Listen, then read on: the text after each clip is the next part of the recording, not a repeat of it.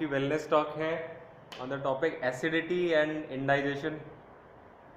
बहुत ही common topic है, बहुत ही गुड मॉर्निंग। बहुत ही सारे लोगों के साथ ही दिक्कत रहती है अक्सर कि खाना खाने के बाद या सुबह उठने के बाद से ही एसिडिटी की दिक्कत होने लग जाती है, यानी उनको हार्ट बर्न या स्टमक की प्रॉब्लम्स या इंडाइजेशन, खाना खा रहे पर और प्रॉब्लम्स हो रही है, ये सारी चीज़ें होने लग जाती है। ठीक है, डाइजेशन यानी खाना हजम नहीं हो रहा। एंड दूसरा कि जो खाना है वो खाने से पहले या उसको जस्ट खाने के बाद में बहुत ज़्यादा पेट खराब होने सा लग जाता है। ओके, वो चीज़ होती है आपकी एसिडिटी एंड डाइजेशन की प्रॉब्लम। ठीक है, तो सबसे पहले मैं आपको ये बताऊंगा कि होता क्या है यहाँ पे अपना। एक्चुअली इंडाइजेशन से पे जाने से पहले हम डाइजेशन के बारे में थोड़ा सा देखेंगे। ठीक है, डाइजेशन या हमारा जो डाइजेस्टिव सिस्टम होता है, डाइजेस्टिव सिस्टम हमारा एक, आप ऐसे समझिए कि एक हॉलो ट्यूब की तरह है, यानी एक खाली ट्यूब है, दोनों तरफ से वो ट्यूब खुली हुई है। ठीक है, यहाँ की ओपनिंग होती है हमारा माउथ। ठीक, यहाँ से लेके अंदर तक सारा का सारा सिस्टम जो है वो हॉलो है, यानी इधर से एक बार, दूसरी बार, तीसरी बार, चौथी बार, हर तरीके से वो कुछ ना कुछ चीज़ें आगे पास हो रही होती है। आपके माउथ से जब आपने खाना स्वेलो किया, खाना स्वेलो करने के बाद में वो यहाँ चला जाता है, ये होता है आपका ईसोफेगस। ठीक है, ईसोफेगस यानी जहाँ से हमने खाना स्वेलो किया है वहाँ से निकल के पेट में एंटर होने से पहले वाला जो पाइप होता है उसको ईसोफेगस बोलते हैं। उसके बाद में नीचे जो पार्ट आ जाता है ये हमारा स्टमक हो जाता है। एंड स्टमक के बाद में फिर आपकी इंटेस्टाइन्स वाला पार्ट स्टार्ट हो जाता है। तो हम यहाँ भी नहीं जाएंगे आज, यहाँ पे भी नहीं जाएंगे, आज हम इस वाले एरिया के अंदर रहेंगे, स्टमक के अंदर।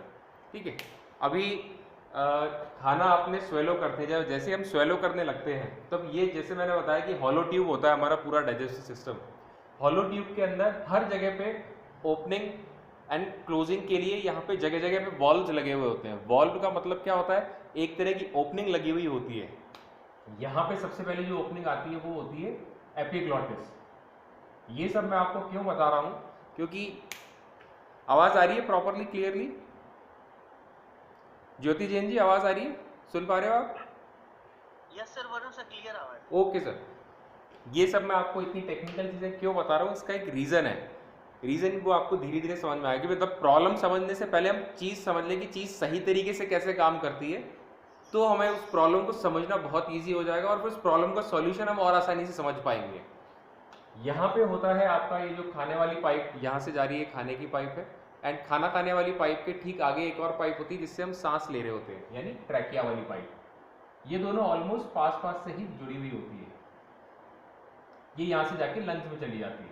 ठीक है, अब यहाँ पे ठीक इस जगह के ऊपर यहाँ पे एक ढक्कन लगा हुआ होता है। जब हम सांस लेते हैं तो ये ढक्कन यहाँ से इधर जाके बंद हो जाता है, यानी खाना जब निकलने वाली जगह है उसको जाके बंद कर लेता है। जब हमने सांस लेना शुरू किया तो ये ढक्कन यहाँ चला जाएगा और इस जगह को बंद कर देगा, ताकि हवा इस वाली पाइप में, खाना खाने वाली पाइप में एंटर ना करे। ठीक है, और जब हम खाना खा रहे होते हैं तब ये ढक्कन क्या करता है, जैसे ही खाना अंदर आता है ये हवा जाने वाली साइड पे जाके उस तरफ जाके गिर गया। तो जब हम सांस ले रहे, खाना खा रहे हैं, तो लंग्स के अंदर खाना नहीं जाए तो वो ढक्कन उस जगह को क्लोज कर देता है, आपके ट्रैकिया को क्लोज कर देता है। और जब हम सांस ले रहे हैं तभी दूसरी तरफ चला जाएगा और सांस वहां अंदर जाने के लिए जगह हो जाएगी। तो ये प्रोटेक्टिव मैकेनिज्म है आपके लंग्स को और आपके फूड पाइप को, दोनों के काम को सेपरेट रखने के लिए। ठीक है, अब इसका भी एक इंपॉर्टेंट रोल आएगा, वो आपको मैं आगे समझाऊंगा। जैसे सब, अब हमें खाना खाने के बारे में बात करनी। खाना हमने खाया, वो खाना यहाँ से एंटर हो जाएगा, धीरे धीरे वो यहाँ से आपकी फूड पाइप से सरकता हुआ अंदर आएगा। यहाँ पे एक और यहाँ पे ओपनिंग एंड क्लोजिंग होती है। ठीक है, यहाँ से खाना अंदर आने के बाद जब आपकी स्टमक में जाता है तो यहाँ आपकी स्टमक के अंदर पहले से एसिड प्रेजेंट होता है उसको डाइजेस्ट करने के लिए। वो होता है मेनली हाइड्रोक्लोरिक एसिड की फॉर्म के अंदर वो एसिड प्रेजेंट होता है। ठीक है, एंड ये जो हाइड्रोक्लोरिक एसिड होता है इसका काम क्या होता है, यहाँ पे स्टमक के अंदर हर समय ये प्रेजेंट रहने का इसका काम होता है। एंड जब भी कोई खाना अंदर जा रहा है, सपोज हमने प्रोटीन खाया, कार्बोहाइड्रेट, फैट, कोई भी चीज़ जो खाने में गई, उसको छोटे छोटे टुकड़ों में डिवाइड करना इसका काम होता है। यहाँ पे ये जो अंदर स्टमक के अंदर ये जो एसिड मौजूद है, इसका ये काम है। अब ये हाइड्रोक्लोरिक एसिड क्या होता है, एक बड़ा ही ये स्ट्रॉन्ग टाइप का एसिड होता है, बहुत हल्का फुल्का एसिड नहीं है ये, बहुत ही तेज़ होता है ये एसिड, एंड इतना फास्ट होता है, इतना अच्छे से वो डैमेज करने वाला होता है कि खाने को ये छोटे छोटे टुकड़ों में ब्रेक करता रहता है।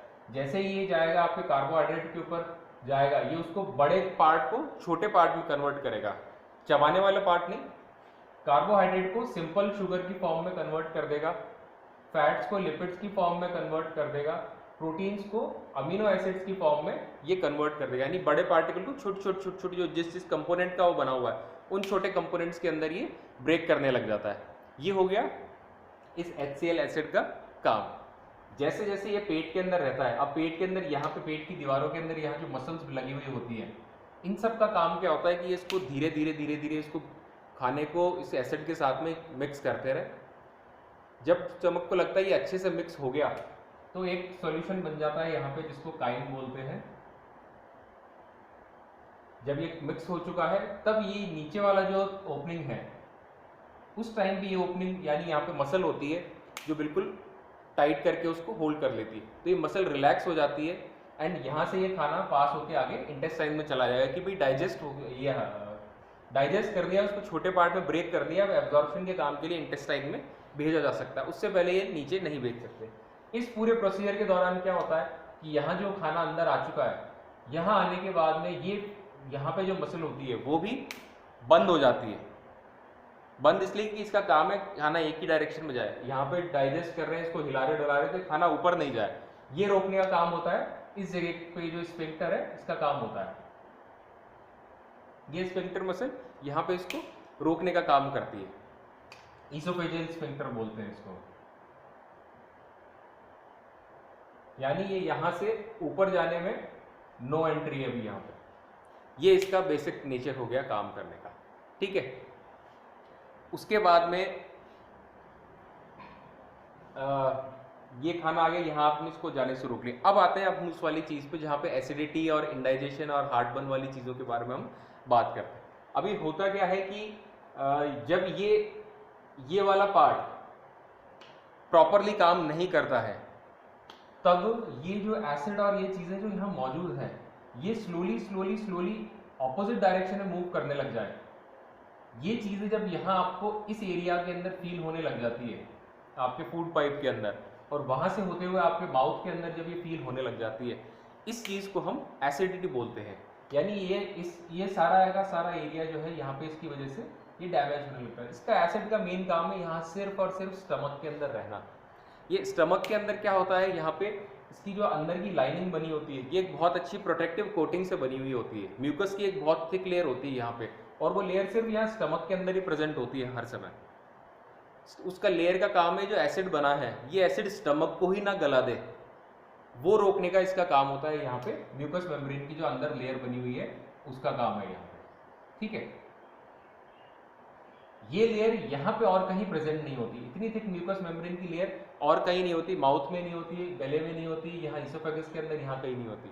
अब जिस टाइम पे यहाँ ये वॉल्व अपना फंक्शन करना खराब कर देता है, इसकी फंक्शनिंग अगर पुअर होने लग जाती है, तो यहाँ से आपका जो भी स्टमक के अंदर फूड या खाना है, ये धीरे धीरे ये ऊपर की तरफ ट्रेवल करने लगता है। एंड जैसे ही ये इस मसल वाले बैरियर को क्रॉस करके, इस स्फिंक्टर को क्रॉस करके ये ऊपर पहुंचने लगता है, आपको इस एरिया के अंदर जलन होने लग जाती है। क्यों? क्योंकि इस एसिड को झेलना इस एरिया का काम नहीं है, ये इस एरिया के लिए बना ही नहीं है, लेकिन फिर भी ये धीरे धीरे ऊपर ट्रैवल करने लग गया। क्यों ट्रैवल करता है वो मैं बाद में बताऊंगा। जैसे ही ये ऊपर आने लगता है, ऊपर आने की वजह से आपको यहाँ पे बर्निंग सेंसेशन होने लगती है। तो कहते हैं सीने में जलन हो रही है खाने की वजह से, एसिडिटी की वजह से सीने में जलन होने, वो सीने में नहीं, वो एक्चुअल में ये एसिड धीरे धीरे स्टमक यहाँ पे मौजूद है, ठीक है। यहाँ से वो धीरे धीरे जैसे जैसे ऊपर ट्रैवल करने लगता है, तो यहाँ जितना ऊपर जाता रहेगा उतना ही एरिया में हमें बर्निंग सेंसेशन, अंदर ही अंदर ऐसा लगता है कुछ जल रहा है। वो एक्चुअल में जल क्या रहा होता है, वो एसिड की वजह से यहाँ इन सब एरिया के अंदर इरिटेशन हो रही होती है सारे टाइम पे, ठीक है। इसी चीज को, इसी इरिटेशन को यहाँ पे बोला जाता है हार्टबर्न।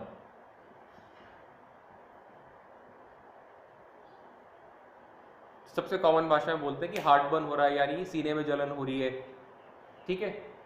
तो कोई चीज़ आप ऊपर से पी लो, इनो पी लो या ऐसा कुछ आइटम आप पी लो ताकि वो शांत हो जाए, ये चीज़ होती है मेनली हार्ट बर्न, ठीक है। ये तो हुई पहली कंडीशन।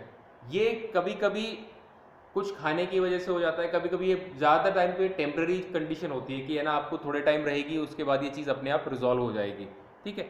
लेकिन अगर ये चीज़ स्लोली स्लोली स्लोली परसिस्टेंट होने लग जाती है, यानी लंबे टाइम तक ये बनी रहती है, आज भी है, कल भी है, उसके अगले दिन भी है, हफ्ते में 2-3 बार से ज़्यादा बार बार रिपीटेडली होने लग जाती है कि ये एसिड आपका वापस से ट्रैवल करता है, वो नीचे से ऊपर की डायरेक्शन में जाने लग जाता है, तब इस चीज़ को बोला जाता है GERD। GERD मतलब गैस्ट्रो यानी stomach, gastro oesophageal reflux disease, यानी स्टमक से इसोफेगस की तरफ जाने वाला रिफ्लक्स। रिफ्लक्स मतलब ऑपोजिट डायरेक्शन में कोई चीज़ मूव कर रही है, यहाँ ये एसिड का ऑपोजिट डायरेक्शन में मूव करने वाली डिजीज हो गई है ये, ठीक है। तो उस चीज़ के लिए फिर आपको प्रॉपर ट्रीटमेंट लेना पड़ता है, ये एसिड का ऑपोजिट डायरेक्शन में मूवमेंट होने लग जाता है। अब सबसे पहली चीज़ आपको फील होती है यहाँ पे हार्ट बर्निंग की फॉर्म में, दूसरा यहाँ इसोफेगस वाला जो पाइप है आपका ये जलने लग जाता है, तीसरी चीज़ आप बहुत सारे लोगों को देखा होगा कि वो उनको वो खट्टी डकारें बोलते हैं कि वो फील हो रही है, वो खट्टा क्यों, क्योंकि वो एसिड की वजह से वो खट्टा है, एंड वो बार बार बर्पिंग यानी डकार आती रहती है उनको, बहुत देर तक आती रहती है, बार बार आती है, डिफिकल्टी रहती है उनको। उसके अलावा क्या होता है यहाँ पे, जैसे जैसे एसिड ऊपर ट्रैवल करता है आपके माउथ में आने लगता है, आपके माउथ से बैड ब्रेथ आने लग जाती है, स्मेल आती है माउथ में से। चौथी चीज़, जब वो एसिड मुंह के अंदर बार बार ट्रैवल करेगा तो माउथ एसिड को रखने के लिए नहीं बना हुआ, तो उसकी वजह से आपके टीथ की जो अंदर की लाइनिंग है वो भी डैमेज होने लग जाती है, ठीक है। ये वो सारी चीज़ें आ गई आपकी GERD और हार्टबर्न के अंदर में, ठीक है। अब ये होने का कारण क्या रहता है कि ये चीज़ें इतनी ज़्यादा होती क्यों हैं, इसके पीछे जो मेन रीज़न होता है वो, या जो सबसे ज़्यादा जिन चीज़ों से कॉज होता है वो सबसे पहली तो हो गई आपकी फ्राइड फूड, यानी तला हुआ खाना, ठीक है। जो तला हुआ खाना है वो आपका इस तरीके का एसिड को ऑपोजिट डायरेक्शन में मूव कराने के लिए फोर्स करने लग जाता है। दूसरी चीज इसके बाद में आती है आपकी अल्कोहल। बहुत ज्यादा अल्कोहल के कंजम्पशन से भी यही सेम चीज क्रिएट होने लग जाती है।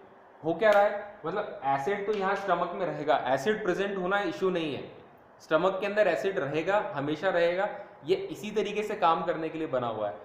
एक पूरे दिन भर के अंदर हमारा जो स्टमक है ये कम से कम 1.5 लीटर तक का ये HCl एसिड बना लेता है। 1.5 लीटर ऑफ एसिड ये डेली क्रिएट कर लेता है। 1.5 लीटर का मतलब हो गया आपकी जो वाटर बॉटल हो गई उससे थोड़ा सा ज़्यादा, इतना एसिड डेली बन रहा है। क्यों बन रहा है, क्योंकि इतना स्टमक चाहता है कि इतना खाना डेली अंदर आए और मेरा काम है उस खाने को डाइजेस्ट करना, जैसे ही वो आए मैं उस टाइम पे प्रिपेयर्ड रहूँ। ये स्टमक और ये ब्रेन सोचता है कि इस तरीके से मुझे फंक्शनिंग करनी है, एंड जब वो आ रहा है यहाँ पे एंड उसको प्रॉपरली चीज़ें डाइजेस्ट करने को नहीं मिल रही तो फिर वो दूसरे डायरेक्शन के अंदर मूव होने लग जाएगा, दूसरी तरह की गड़बड़ियाँ होने लग जाती। तो रीजंस आ गए, फ्राइड फूड हो गया, अल्कोहल हो गया, उसके बाद इसका एक और रीजन होता है वो होता है स्मोकिंग, ठीक है, कोल्ड ड्रिंक्स, जो भी एसिडिक कोल्ड ड्रिंक होती है जिनमें वो CO2 वाली गैस भरी हुई होती है, वो सारी चीज़ें आपको एसिडिटी कॉज करती है। उसके बाद आपकी आ जाती है बहुत सारा खाना एक बार में खा लेना, लार्ज मील्स कंज्यूम कर लेना। सुबह से कुछ नहीं खाया था, दोपहर में ही सब कुछ खा लिया, दिन भर कुछ नहीं खाया, रात को बहुत सारा खा लिया, 56 भोग खा लिया पूरी रात के अंदर ही, ठीक है। वहाँ ये चीज़, वहाँ इस तरीके की दिक्कत होने लग जाएगी। उसके बाद ओबेसिटी यानी मोटापा। बहुत बार आपने देखा होगा जो बहुत जनरली जिनकी बहुत ज़्यादा बड़ी तोंद निकली हुई रहती है, खाना खाने के बाद वो बार बार डकार ले रहे होते हैं। वो क्या हो रहा होता है, एक तो ओबेसिटी हो गई, यानी स्टमक के ऊपर सबक्यूटेनियस फैट वैसे ही ज़्यादा है एब्डोमेन पे, जो आपके स्टमक को पुश कर रहा है अंदर की तरफ। दूसरा, उसके अंदर भी लार्ज मील्स आपने डाल लिए, नहीं बहुत सारा खाना एक बार में डाल लिया, जितनी उसकी कैपेसिटी है, इस जगह की जितनी कैपेसिटी है, स्टमक की साइज आपकी यहाँ से लेके इतनी, इससे ज़्यादा बड़ा स्टमक का साइज नहीं होता। और स्टमक होती है कैसी, रबर बैंड की ऐसी या बलून की जैसी सी होती है, तो जैसे जैसे खाना जाएगा थोड़ा सा वो एक्सपैंड करता है, अब अगर उसको हम बहुत ज़्यादा खाना डाल के एक्सपेंड कर देंगे तो वापस अपने नॉर्मल साइज में आने के लिए अपने आप को स्क्वीज करेगी। वहाँ जब वो नॉर्मल साइज में आने के लिए स्क्वीज करेगी तब वो वापस से उसको जगह पे तो आना ही है, रिड्यूस होगा, यहाँ नीचे से ओपनिंग क्लोज है, वो अल्टीमेटली चीज़ें वापस ऊपर की तरफ पुश होने लग जाती है। तो इस तरीके से ओबेसिटी एक बहुत बड़ा फैक्टर होता है आपका एसिडिटी और हार्ट बर्न कॉज करने के लिए।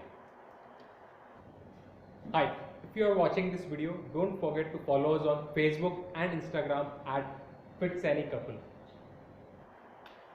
ठीक है, इसी के साथ साथ एक चीज़ जो और यहाँ पे मेंशन करनी ज़रूरी है वो होती है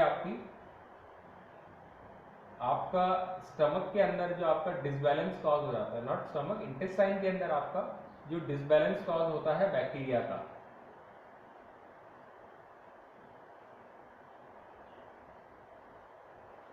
इस डिसबैलेंस को बोला जाता है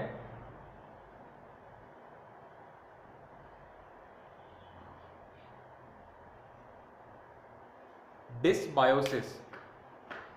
डिसबायोसिस का मतलब क्या हो गया, आपका जो इंटेस्टाइन के अंदर जो बैक्टीरिया का बैलेंस है, गुड बैक्टीरिया और बैड बैक्टीरिया के बीच में एक बैलेंस बना रहता है हमेशा। ठीक है, गुड बैक्टीरिया ज़्यादा रहेंगे, बैड बैक्टीरिया कम रहेंगे, इस बैलेंस को हमेशा मेंटेन रहना चाहिए।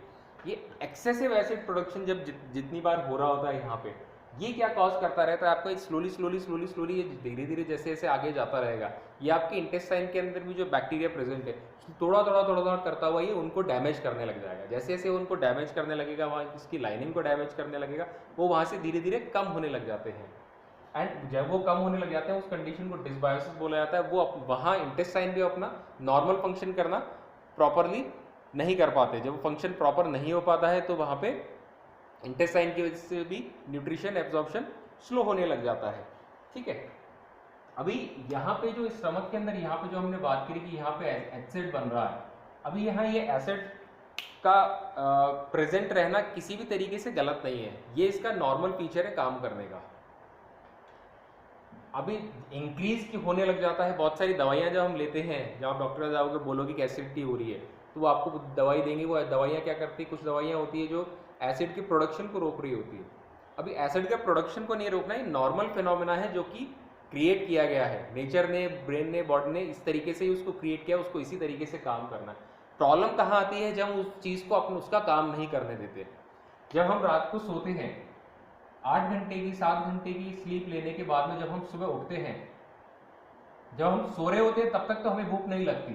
क्यों? क्योंकि सिस्टम इसी तरीके से बना हो, जब आप सो रहे हो तब आपके पास ब्रेन आपके स्टमक को नींद में सिग्नल नहीं भेजता सोने के 2 घंटे बाद की भूख लगी है, उठो उठो कुछ खा लो, ऐसा नहीं रहता।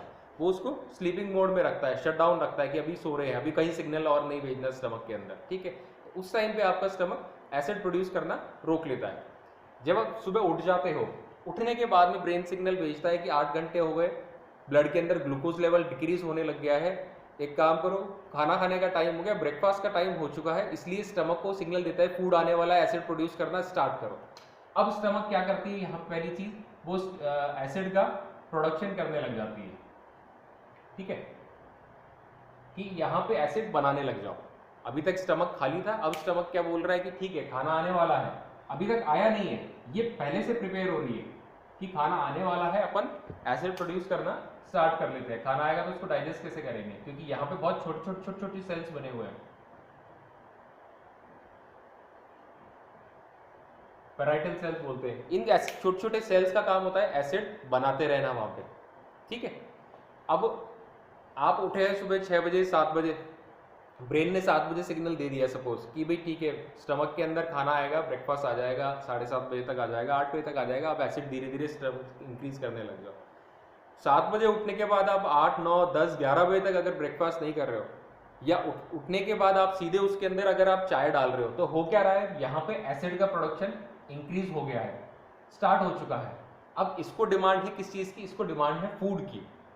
एक्चुअल में अब यहाँ पे इसको चाहिए प्रॉपरली फूड, कि आप खाना दे दो, इसीलिए तो हमने एसिड बनाया है। जैसे ही खाना आ जाएगा ये एसिड क्या करेगा, उसको डाइजेस्ट करेगा, डाइजेस्ट करके इसको आगे के पार्ट में लेके जाएगा एंड उसका एब्जॉर्प्शन वगैरह बाकी चीज़ें डाइजेस्ट सिस्टम अपना काम करेगा। प्रॉब्लम कहाँ आती है, जब आप सुबह उठने के बाद में ब्रेकफास्ट ही नहीं हो रहा, एसिड तो बन गया था, अब इसका क्या होगा, वो वहीं रखा है एज इट इज, कुछ यूटिलाइजेशन नहीं हुआ, स्टमक के अंदर जो मसल्स होती है वो पेरिस्टालसिस करने लगे। पेरिस्टालसिस यानी उसका आगे पीछे हिलने का मूवमेंट होता है ताकि वो खाना मिक्स हो जाए। पेरिस्टालसिस मूवमेंट पेट के अंदर चलना शुरू हो गया, यानी वो हिल रहा है। अब यहाँ पे एसिड और ये सारी चीज़ें हिलने लग गई। खाना होता तो वो एसिड के साथ मिक्स होता, अभी खाना नहीं है तो स्टमक के अंदर जो कुछ मिक्स हो रहा है, अभी सिर्फ जो खाली स्टमक के अंदर एसिड ही था, वो सब जब जैसे जैसे हिल रहा है वो कहाँ जाएगा, वो यहीं घूमता रहेगा, अंदर ही अंदर, अंदर ही अंदर, इसी जगह के ऊपर वो गोल गोल गोल गोल घूमता रहेगा। 1 घंटे 2 घंटे 3 घंटे निकल जाते हैं, 4 घंटे निकल गए, कुछ भी नहीं गया, तो ये इसकी परसेंटेज इंक्रीज होने लग जाती है। जैसे जैसे इंक्रीज होगी आपको फिर वापस स्टमक के अंदर हार्टबर्न या एसिडिटी फील होने लग जाएगी। इसीलिए कहा जाता है कि सुबह उठने के आधे घंटे के अंदर अंदर, मैक्सिमम 1 घंटे के अंदर आपका ब्रेकफास्ट हो जाना चाहिए।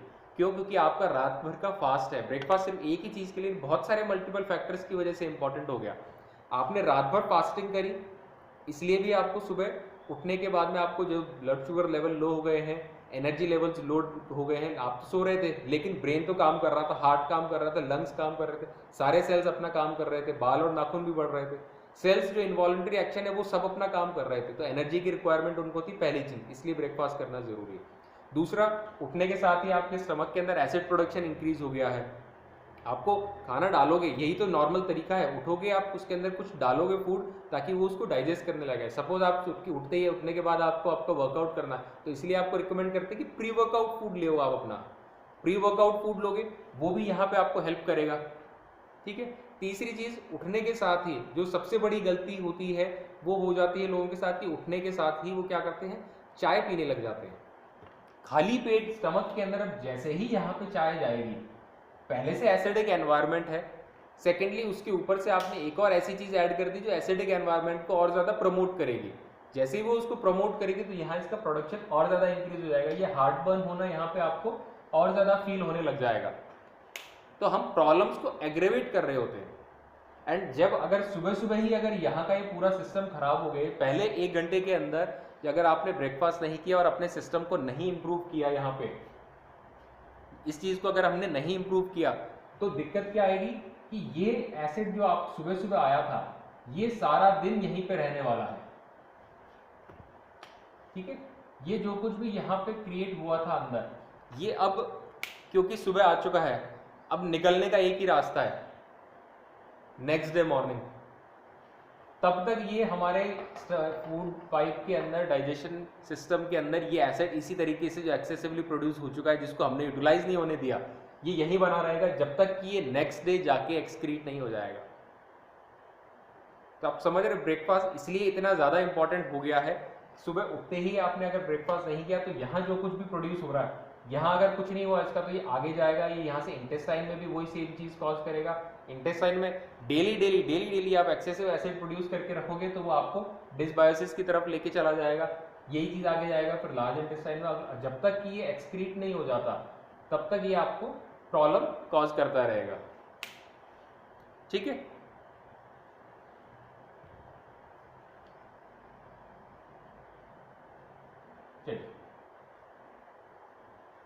अब इसके आने के साथ में और प्रॉब्लम क्या हो जाती है कि डाइजेस्टिव इश्यूज तो क्रिएट हो ही गए, बाकी आपका मेटाबॉलिज्म इस वजह से स्लो होने लग जाता है। अब अगर यही चीज़ रिपीटेडली ब्रेन बार बार देख रहा है कि रोज़ सुबह इतना एसिड आता है, ये रोज़ सुबह आगे जाता है, रोज़ सुबह इतना डैमेज अंदर ही अंदर कॉज होता है, तो वो बोलता है कि इसको स्लो डाउन कर लो, यहाँ पे गड़बड़ियाँ बहुत ज़्यादा चल रही है, खाना तो बहुत कम जाता है, 11-12 बजे के बाद में जा रहा है, तो इसलिए एक काम करो, धीरे धीरे मेटाबॉलिज्म को स्लो करने लग जाओ, क्योंकि एनर्जी का कंजम्पशन स्लो हो गया है इस बॉडी के अंदर।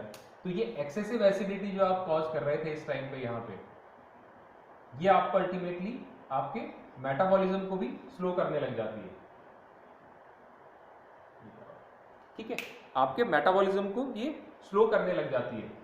ठीक, एंड जैसे जैसे आपका मेटाबॉलिज्म स्लो होता जाएगा, अगेन आपका बीएमआर रिड्यूस होता जाएगा। ये हमने रेस्टिंग मेटाबॉलिज्म वाले पार्ट पे हमने कवर किया था।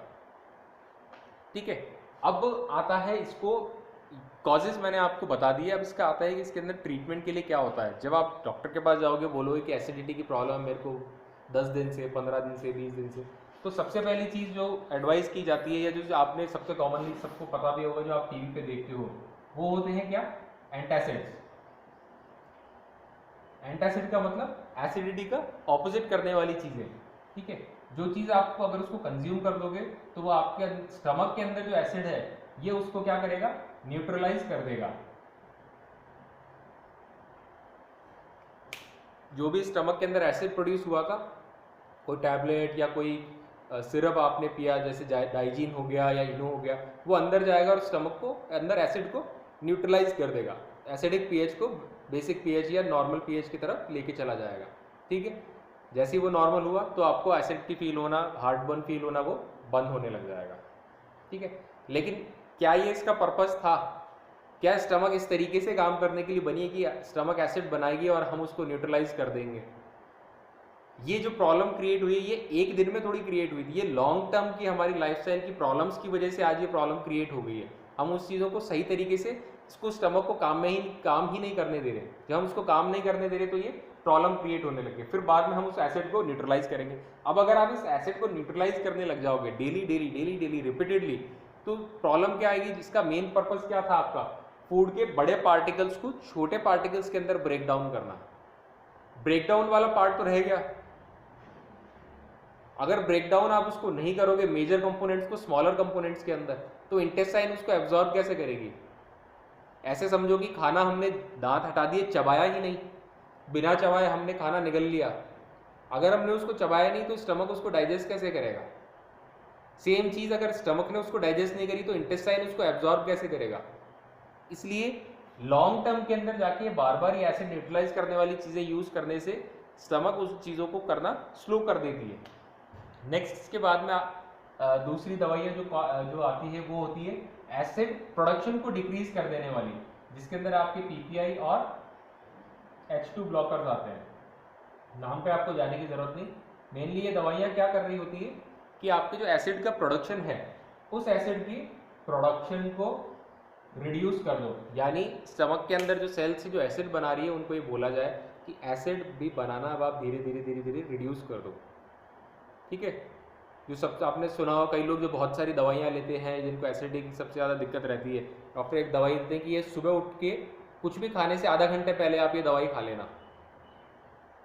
आप वो दवाई खा लोगे तो आपको दिन भर में वो क्या करेगा, आपका एसिड प्रोडक्शन को स्लो रखेगा, कम से कम रखेगा। अगेन एसिड का हमारा एक पर्टिकुलर पर्पस था यहाँ पे, अगेन वो पर्पस डिफीट हो रहा है। दूसरी चीज़, बहुत लंबे टाइम तक दवाइयाँ या ऐसी कोई चीज़ लेने से ये आपके दो चीज़ें करने लग जाते हैं। ये आपका कैल्शियम का एब्जॉर्प्शन स्टमक में से रिड्यूस कर देता है। जो एसिड प्रोडक्शन रोकने वाली दवाइयाँ होती है, मेनली जो पीपीआई होते हैं, प्रोटॉन पंप इनहिबिटर, आपके कैल्शियम के एब्जॉर्प्शन को स्टमक में से रिड्यूस कर देगा। बहुत लंबे टाइम तक अगर आप इन दवाइयों को कंज्यूम, इसलिए एडवाइस भी नहीं किया जाता, तो लेकिन इंडिया में ओवर द काउंटर मिलती है, यानी आप दवाई के स्टोर पे जाके मांगो वो दे देंगे। डॉक्टर लंबे टाइम तक इन चीज़ों को इसलिए रिकमेंड नहीं करते। लेकिन अगर आप खुद उठा के दवाइयों को बहुत लंबे टाइम तक खा रहे हो तो होगा क्या, आपकी बॉडी में कैल्शियम का एब्जॉर्प्शन ही डिक्रीज हो जाएगा। धीरे धीरे आपकी बोन्स वीक होने लग जाएगी, कैल्शियम डेफिशिएंसी क्रिएट होने लग जाएगी, ठीक है।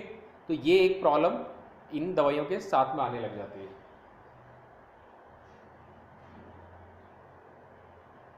ठीक है। ये आ गया इन चीज़ों के साथ में होने वाली दिक्कत, ठीक है। और इसके साथ ही साथ ये एक और चीज़ करने लग जाता है, वो ये है कि ये आपके जो गट बैक्टीरिया है उनके ऊपर जाके ये अफेक्ट करने लग जाता है, ठीक है।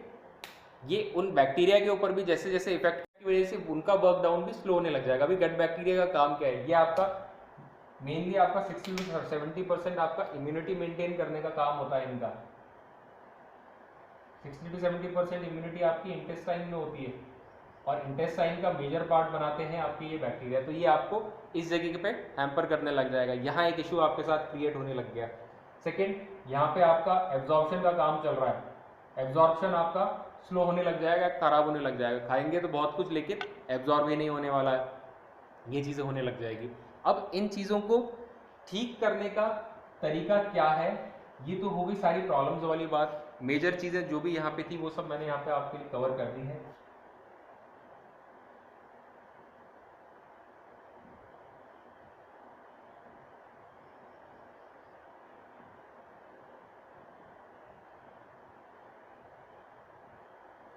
ठीक है। सबसे पहले क्या हो रहा था, लार्ज मील यानी एक बार में बहुत सारा खाना खा लेना एक ही बार के अंदर, एक ही टाइम पे हमने बहुत सारा फूड कंज्यूम कर लिया। इसलिए इसको ठीक करने का तरीका क्या है, शॉर्टर मील्स खाओ, यानी छोटी छोटी क्वांटिटी के अंदर। इसीलिए 5 to 6 मील्स का प्लान आपको हमेशा सजेस्ट किया जाता है।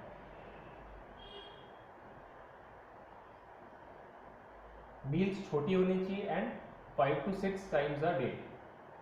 जब 5 to 6 टाइम्स खाओगे तो ऑटोमेटिकली आप अपना मील का पोर्शन आप छोटा रखने वाले हो, बहुत बड़ा पोर्शन आप उसके अंदर नहीं रखोगे। ठीक है। सेकेंड, ब्रेकफास्ट नहीं करना एक कारण था, या बहुत देर से करना, या एक ब्रंच की हैबिट होना। ब्रेकफास्ट और लंच दोनों ही मिला के हम एक साथ में कर लेंगे। आवाज क्लियर है? ठीक है। ब्रेकफास्ट और लंच दोनों ही चीज हम एक साथ कर लेंगे। वो ब्रंच वाली हैबिट होना, यहाँ आपने सुबह उठने के बाद भी अपने 2 से 3 घंटे आपने यहाँ पे निकाल दिए, इस बीच जो एसिड प्रोड्यूस होगा वो आपको डैमेज कॉज करेगा। इसीलिए प्रॉपर टाइम पे आपका ब्रेकफास्ट हो जाना बहुत ज़्यादा ज़रूरी है। जैसे जैसे आप अपनी ब्रेकफास्ट की हैबिट को इम्प्रूव करने लग जाते हो, आपके ऑटोमेटिकली आपके डाइजेशन के इश्यूज आपके सॉल्व होने लग जाएंगे। ठीक है। उसके बाद एक जो चीज़ यहाँ रह जाती थी वो थी अल्कोहल एंड स्मोकिंग। ये एक स्ट्रिक्ट नो है। ऐसी कोई भी चीज़ जो अंदर जाके हर एक चीज़ को डैमेज कर रही है, ये आपके लंग्स को भी डैमेज कर रहा है, साथ साथ आपने देखा आपके स्टमक को भी डैमेज कर रहा है। एंड बाकी चीज़ों के बारे में तो क्या डिस्कस करेंगे अभी हम, है ना। सेम ऐसे ही गोज विथ अल्कोहल, ये आपके स्टमक को डैमेज कर रहा है, आपके लिवर को डैमेज कर रहा है, एंड इसकी वजह से जो भी बॉडी के अंदर इम्प्योरिटीज जा रही होती है, कचरा जा रहा होता है, उसको फिल्टर करने का काम आपके लिवर का और आपकी किडनी का होता है। तो लिवर के साथ साथ यहाँ आपकी किडनी पे भी इफेक्ट पड़ रहा होता है सारे कचरे की वजह से। इसलिए इन चीज़ों को एक स्ट्रिक्टली हम बंद रखेंगे। उसके बाद सुबह उठते ही अर्ली मॉर्निंग जो ये चाय पीने वाली हैबिट है, एम्प्टी स्टमक सुबह उठेंगे एंड सबसे पहली चीज़ जो जाएगी वो जाएगी क्या, चाय। नहीं, ऐसा नहीं करना है, बिल्कुल भी नहीं करना है। सुबह उठते ही जो चीज़ सबसे पहले आपकी बॉडी के अंदर जानी चाहिए वो आपका ब्रेकफास्ट होना चाहिए, एंड ब्रेकफास्ट आपका हाईली न्यूट्रिशियस होना चाहिए।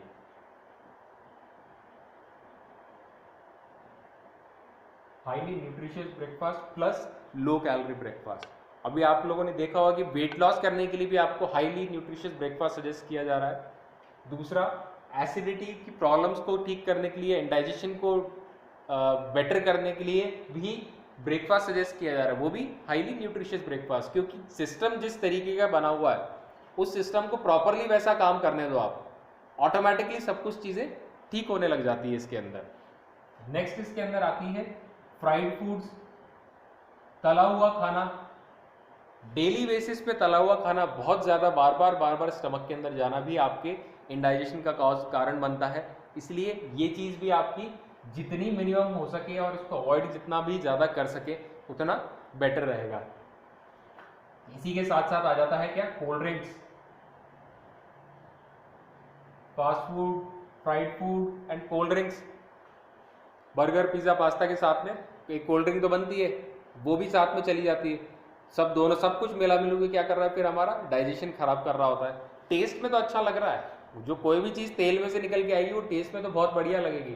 दुनिया का सबसे टेस्टी खाना बता दो जो आपको अच्छा लगता है, वो ऑयल में ही बना हुआ होगा एंड डीप फ्राइड होगा, लेकिन डैमेज उससे बहुत सारा डैमेज यहाँ पे हमें उससे होने लग गया। ठीक है। इसके बाद में आ गया आपका ओबेसिटी।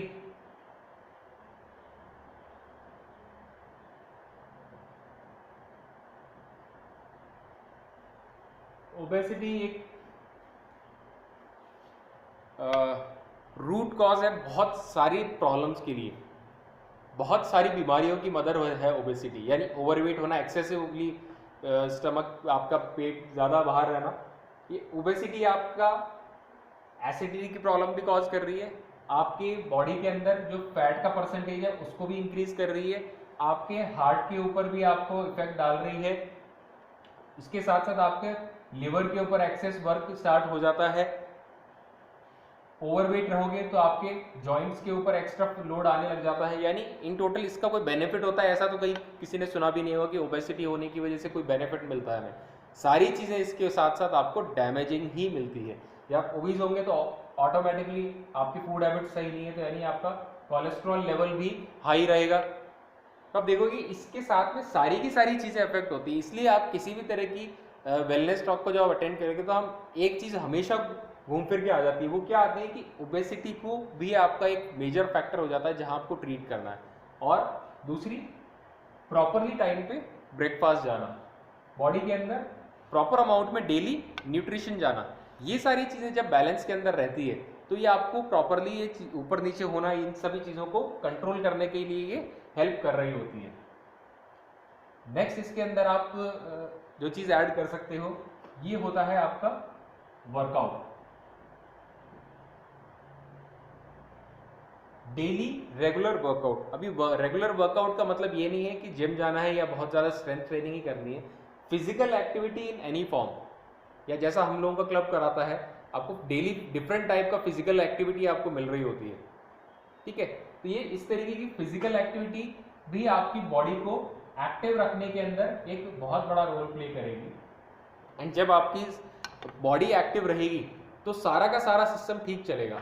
फिजिकल एक्टिविटी आपके ब्रेन के लिए भी उतना ही इंपॉर्टेंट जितना वो स्टमक के लिए इंपॉर्टेंट है, उतना ही इंपॉर्टेंट आपके वेट लॉस के लिए होता है, उतना ही इंपॉर्टेंट आपकी जॉइंट्स के लिए, मोबिलिटी के लिए, सब चीज़ों के लिए ये उतना ही इंपॉर्टेंट होने वाला है। 30s या 40s के अंदर जाने के बाद कई लोगों को ये ऑब्जर्व हुआ होगा कि अब अगर वो समोसा या ऐसी कोई चीज़ या फ्राइड फूड आइटम अगर वो कंज्यूम कर रहे होते हैं तो बहुत जल्दी उनको प्रॉब्लम होने लग जाती है। एसिडिटी की दिक्कत उनको बहुत जल्दी होने लग जाएगी, इंडाइजेशन की प्रॉब्लम उनके साथ बहुत जल्दी होने लग जाएगी। या अगर वो ओबेसिटी की तरफ चले गए हैं तो वो ये देखेंगे कि ये सारी प्रॉब्लम बहुत ज़्यादा बढ़ गई है उनके साथ में। हेल्दी, आपने सुना होगा कि वेट लॉस कर लो तो आप हेल्दी हो जाओगे, ऑपोजिट है इसका।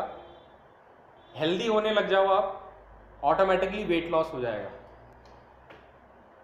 आप हेल्दी होने लग जाओगे, ऑटोमेटिकली बॉडी क्या कहेगी, वेट लॉस करना है। वेट लॉस किस भी मेनली क्या, फैट लॉस करना है। तो ये नहीं पता हो कि कार्बोहाइड्रेट को कैसे ब्रेक करना है शुगर में, फैट को कैसे कंज्यूम करना है, प्रोटीन को कैसे मेटाबोलाइज करना है, ब्रेन को सब पता है। ब्रेन ने अंदर सारा कुछ सिस्टम बना रखा है गॉड ने कि अंदर क्या क्या चीज़ें कैसे काम करेगी। हम इनको इनके प्रॉपर रेशियो के अंदर सारी चीज़ें अगर फॉलो करवाने लग जाते हैं तो ये ऑटोमेटिकली, अगर हम अपना पूरा सिस्टम ठीक कर लें तो ये पूरी की पूरी हमारी फिजिकल एंड वेलबींग ऑटोमेटिकली उसी स्टेट में पहुंच जाएगी जैसी ये फंक्शनिंग के लिए बनी हुई है। अगर हम सारी चीज़ें ठीक करने लग जाएं तो, अगर हम हेल्दी हैबिट्स के ऊपर चले जाते हैं ऑटोमेटिकली आपको वेट लॉस सोचना नहीं पड़ेगा। आप हेल्दी हैबिट्स अपनाओगे तो ऑटोमेटिकली आपको वेट लॉस हो जाएगा, ऑटोमेटिकली आपका कोलेस्ट्रॉल लेवल कम हो जाएगा, आपका डाइजेशन के इश्यूज आपके सॉल्व हो जाएंगे, आपका एसिडिटी की प्रॉब्लम ठीक होने लग जाएगी, आपका कॉन्स्टिपेशन की दिक्कत ठीक होने लग जाएगी,